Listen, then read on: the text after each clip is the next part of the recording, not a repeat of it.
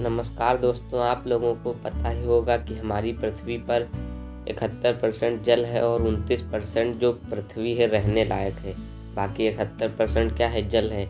और उस 71% में 97% जल महासागरों में है। जो हमारे चारों ओर महासागर स्थित है उसमें 97% जल है और 3% जल है जो वो पीने लायक है।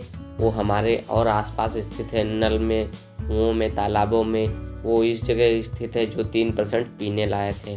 तो आपको पता ही होगा कि महासागर 5 हैं, जो कि हैं प्रशांत महासागर, अटलांटिक महासागर, हिंद महासागर, आर्कटिक महासागर और अंटार्कटिक महासागर, जिसको दक्षिणी महासागर भी कहते हैं।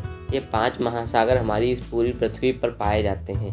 तो आपको मन में कभी न कभी ये सवाल ज़रूर आता होगा कि हम इनके बीच में बाउंड्री कैसे डिसाइड करते हैं कि कौन सा महासागर कहाँ से शुरू है। जैसे प्रशांत महासागर कहाँ से कहाँ तक है, अटलांटिक महासागर कहाँ से कहाँ तक है। देखिए, जो समुद्र होता है ना, उसमें हमारे पृथ्वी की तरह बाउंड्री नहीं होती है।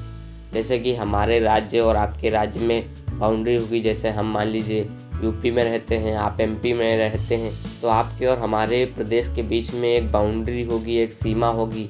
ठीक है, उसी तरह दूसरे देशों के बीच में भी सीमा होती है। जैसे कि इंडिया और पाकिस्तान के बीच में सीमा बनी है, बाउंड्री बनी है, जिससे क्या पता चलता है कि यहाँ से पाकिस्तान चालू है और यहाँ से इंडिया चालू है।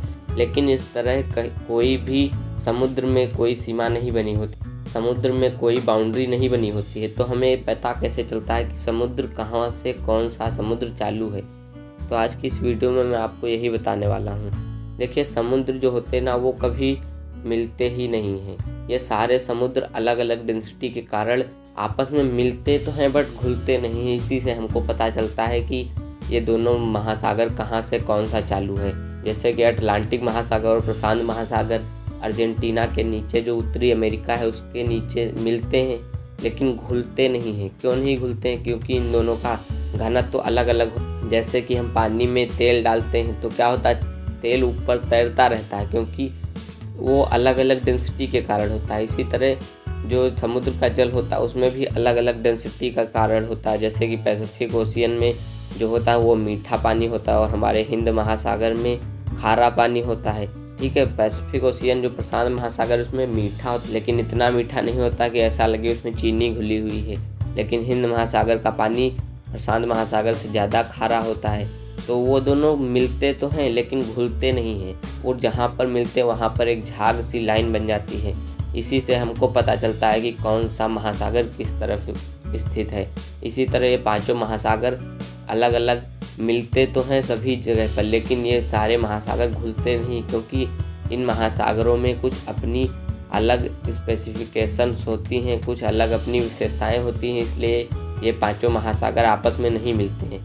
तो इस तरह से बाउंड्री तो हम डिसाइड नहीं कर सकते, लेकिन जहाँ पर मिलते हैं वहाँ से हमको ये बाउंड्री थोड़ी थोड़ी पता चल जाती है कि कौन सा महासागर कहाँ से शुरू हुआ है और कहाँ पर जाकर के ख़त्म है महासागर। लेकिन इस तरह हम इनकी कंफर्म बाउंड्री नहीं ज्ञात कर सकते। जैसे कि भारत और पाकिस्तान के बीच में क्या है, हम कंफर्म बाउंड्री बता सकते हैं कि यहाँ से भारत शुरू हो और यहाँ से पाकिस्तान।